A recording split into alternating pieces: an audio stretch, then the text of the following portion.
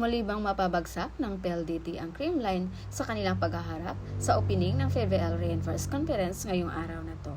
Hi guys, again it's me, Vilas TV. So for today's update guys, pag-uusapan natin yung pagbubukas ng FEVEL ngayon. Pero bago ang lahat, huwag niyo munang kalimutang i-subscribe at paghampasin ang notification bell button para updated guys sa mga bago kong upload.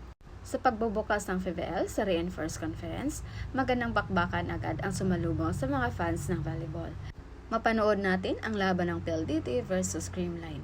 Alam din natin na parehong malakas ang koponan. At ito yung maganda ngayon dahil wala si Jen Magalanza at posibleng wala din si Tots Carlos na scoring machine ng Creamline Call Smasher. At agad namang nakabackup si Aliyah Torres, hindi bilang isang libero kundi isang spiker as listed. At ang dinig natin, hindi lang siya mahusay sa depensa kundi magaling din siyang pumalo. At sa panig naman ng PLDT, kaya nitong tapatan ni Mika Reyes at Marjorie Baron. Paniguradong papahirapan din nito ang mga spikers ng Creamline. Kahit na sabihin wala si Rhea Di Maculangan, mabigat pa rin sila Kim Pajardo at Anggi Alcantara. Kung completeness lang ang pagbabasihan, mas lamang ang PLDT kumpara sa Creamline.